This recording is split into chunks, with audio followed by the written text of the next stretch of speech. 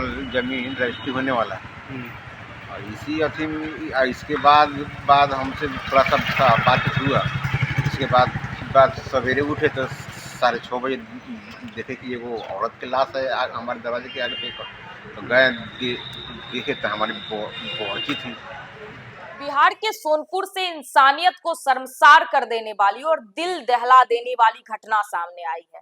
महज 3 लाख रुपए दहेज के लिए एक विवाहिता की ससुराल वालों के द्वारा हत्या कर दिया जाता है और विवाहिता के शव को दरोगा के गाड़ी में भरकर मायके के चौखट पर फेंक दिया जाता है, वो भी रात के 12 बजे। और उसके बाद वो विवाहिता के शव को पूरी रात गली के आवारा कुत्तों के द्वारा नोचा जाता है। ये जो तस्वीर है वो काफी दिल दहला देने वाली है। पूरी खबर हम आपको विस्तार से बताने जा रहे हैं। उससे पहले नमस्कार, न्यूज फॉर नेशन देख रहे हैं आप और मैं आपके साथ कौशिकी वत्स। बिहार के सोनपुर में एक दिल दहला देने वाली घटना सामने आई है, जहां दहेज के लोभियों ने एक नव विवाहिता सरिता की गला दबाकर हत्या कर दी। इतना ही नहीं, आरोपियों ने दुस्साहस का परिचय देते हुए आधी रात के बाद स्कॉर्पियो से शव को सरिता के मायके के दरवाजे पर फेंक दिया और फरार हो गए। सुबह जब परिजनों ने अपनी बेटी का शव घर के बाहर पड़ा देखा तो कोहराम मच गया। घर के बाहर लगे सीसीटीवी फुटेज ने इस पूरी खौफनाक वारदात का पर्दाफाश कर दिया है, जिसमें स्कॉर्पियो सवार लोग शव को ठिकाने लगाते साफ दिख रहे हैं। इस हत्याकांड में सबसे चौंकाने वाला मोड़ तब आया जब जांच में पता चला कि शव को फेंकने के लिए जिस गाड़ी का इस्तेमाल किया गया वह संतोष रजक नामक एक दरोगा की बताई जा रही है। जानकारी के अनुसार संतोष रजक वर्तमान में मुजफ्फरपुर के पानापुर में पदस्थापित हैं। एक पुलिस अधिकारी की गाड़ी का अपराधीकरण में उपयोग होना पुलिस महकमे के लिए भी शर्मिंदगी का विषय बन गया है। पुलिस अब इस बात की गहराई से तफ्तीश कर रही है कि क्या दरोगा की इसमें कोई सीधी संलिप्तता है या उसकी गाड़ी का दुरुपयोग किया गया है। मृतिका के पिता जयप्रकाश महतो ने बताया कि उन्होंने मात्र 9 महीने पहले सरिता की शादी वैशाली जिले के करताहा बुजुर्ग निवासी सत्येंद्र कुमार से की थी। अपनी क्षमता के अनुसार दहेज देने के बाद भी दामाद की लालच कम नहीं हुई। पिता का आरोप है कि उन्होंने जमीन रजिस्ट्री के नाम पर पहले ही 8 लाख रुपए दिए थे, लेकिन ससुराल वाले 3 लाख रुपए की और मांग कर रहे थे। इसी मांग को लेकर सरिता को प्रताड़ित किया जा रहा था और अंततः उसकी जान ले ली गई। बेटी खोने के गम में डूबे परिजनों का गुस्सा 7वें आसमान पर है। उन्होंने साफ तौर पर कहा है कि यह केवल हत्या नहीं बल्कि समाज के मुंह पर तमाचा है। परिजनों ने प्रशासन से मांग की है कि इस जघन्य अपराध के लिए पति और ससुराल वालों को कड़ी से कड़ी सजा दी जाए और दोषियों को फांसी के फंदे तक पहुंचाया जाए। मृतिका के पिता के बयान पर पुलिस ने पति समेत 5 लोगों के खिलाफ नामजद प्राथमिकी दर्ज कर ली है। सोनपुर पुलिस ने शव को कब्जे में लेकर पोस्टमार्टम के लिए भेज दिया है। सीसीटीवी फुटेज को मुख्य आधार बनाकर छापेमारी की जा रही है।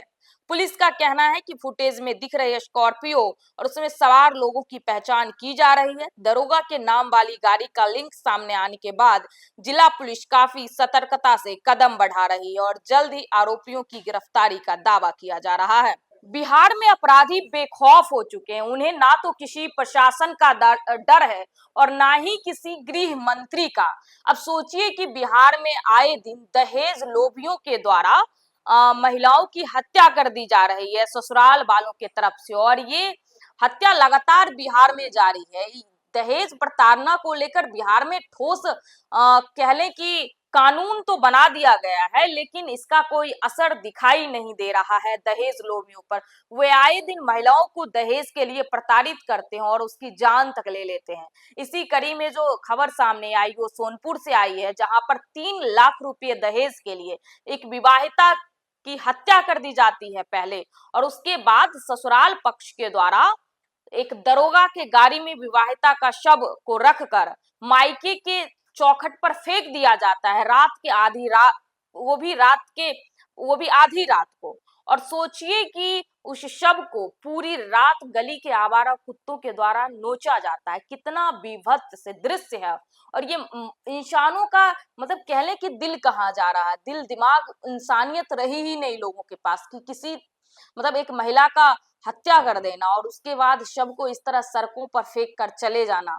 हम एक जानवर को भी इस तरह नहीं फेंकते हैं जिस तरह से उस महिला का शव आप देख सकते हैं कि हम दिखा नहीं सकते हैं, कुछ फुटेज मतलब हृदय विदारक है तो हम आपको दिखा नहीं सकते, लेकिन काफी तकलीफ देह है। जब इस तरह की खबरें सामने आती है तो काफी तकलीफ होता है कि हम किस समाज में रह रहे हैं। मतलब जहाँ पे कहा जाता है कि महिला सशक्तिकरण और बेटी बचाओ बेटी बढ़ाओ के तमाम कवायतों के बाद भी इस तरह की दृश्य लगातार बिहार के अलग अलग गांव शहर से निकल कर आ रही है।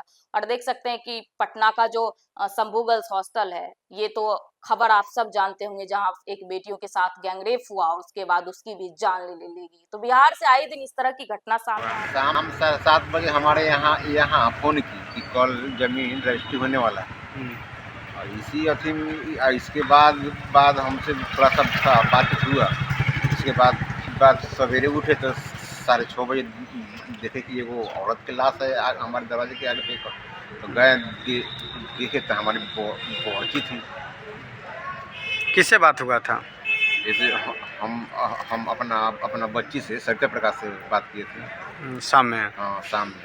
क्या बात किए थे कि कल रजिस्ट्री होने वाला है? और जमीन रजिस्ट्री होने वाला है। ओकरे घर के बगल में एगो औरत है, उसी से इनका अथी है माने हेलमेल है। हाँ, हेलमेल किनका? हाँ, सत्येंद्र प्रकाश को। सत्येंद्र प्रकाश को नहीं हुई? सत्येंद्र हमारे दामाद माने दामाद हमारे दामाद हुए। उन्हीं से उनको कुछ टच है। जमीन के विवाद लेके अब लोग के अंदर का हुआ, हमसे कुछ पैसा वैसा और मांग रहे थे। तो हम जो अक्षम थे वो दिए। इसके बाद हम अक्षम नहीं थे। कितना दिए हुए थे और कितना मांग था? हमसे 8 लाख रुपया मांग जमीन रजिस्ट्री के लिए। तो हमारे बचिया 8 लाख रुपया अपन 8 लाख रुपया मेरा जमीन के का रजिस्ट्री का आज कर दिया हुआ था। और उस पर से कुछ और पैसा मांग रहे थे। कितना और मांग रहे थे? मतलब 2-3 लाख रुपया और दीजिए। नहीं दिए। अब रात में लोग गर्दन दबा कर मार दिया। मार के आके दरवाजे के हमारे आगे आके। क्या शंका लग रहा है कि कौन मारा? दामाद मारा होगा। वो सास है, भैंसुर है, वो उतनी है, ये सब गोरा मिल के मारा होगा। कितने दिन पहले शादी हुआ था? लगभग 9 महीने पहले। 9 महीना पहले। क्या नाम है मृतक का? सरिता प्रकाश। उम्र कितना है? 28। पति का नाम? सत्येंद्र कुमार। घर कहाँ? करताहा बुजुर्ग। थाना? करताहा। और मैके कहाँ है? मैके सोनपुर चिड़िया बाजार। सोनपुर चिड़िया बाजार। थाना सोनपुर। कै बजे आप देखे थे कि सब पड़ा हुआ आपके घर के सामने? 6:30 बजे।